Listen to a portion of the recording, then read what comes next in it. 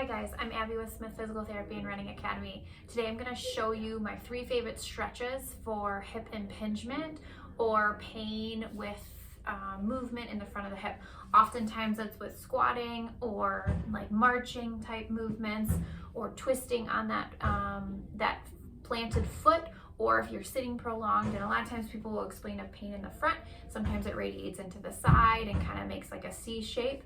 And so I'm going to just show you how to open up that hip a little bit to decrease some of that hip impingement. So the first stretch is kind of a rotational stretch, but trying to open up the hip internal rotators that oftentimes can pinch that capsule, that ball and socket, up into the acetabulum or the socket part itself from the femur. So you can do this a couple different ways. You can do it sitting up like this, and you'll cross one leg over, and the goal is to try to get this hip rotating down. Now, you do not want to have pinching pain in the front, so you don't want to reproduce the pain that you had initially, but you just want to get some more range of motion in this direction. So you're going to kind of rotate down and try to rotate inward towards the floor. Now you could do it without cross and just try to get that knee in, so it would be kind of look like this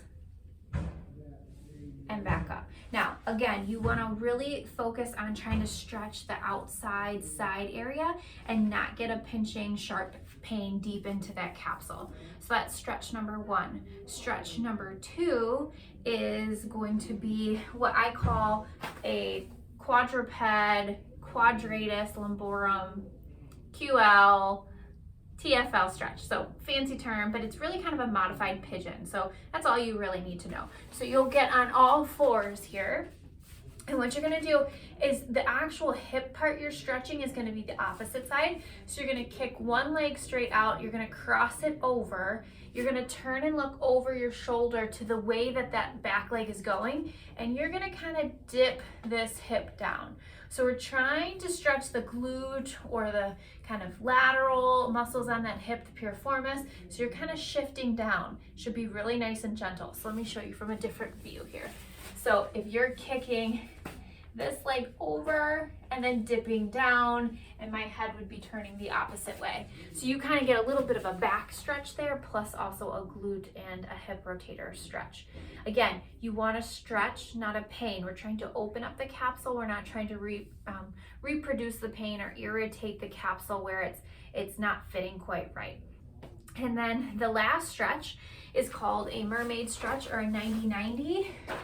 So you're going to get front leg 90 degrees, back leg 90 degrees.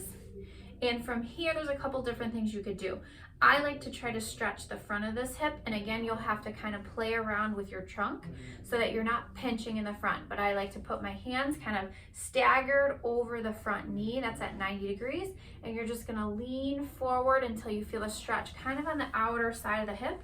So you're leaning forward, and then you're leaning back, and you'll get a stretch in the back hip too. So I would do this with both legs forward too.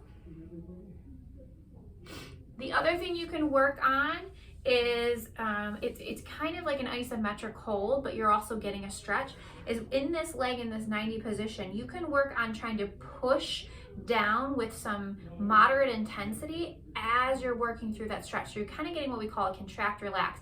You're contracting it down, stretching into it, holding, and then relaxing. Contract that leg, that foot, that knee down into the ground. You'll feel this outside of the hip engage more, and then relax. And then lastly, if you want to take it up a little notch, keep this angle, and now you're going to try and lift that leg up.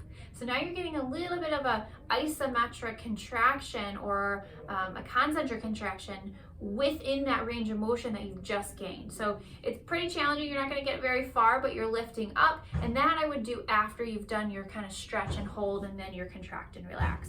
So these are really nice stretches to help with hip impingement, or femoral acetabular impingement is also known as FAI.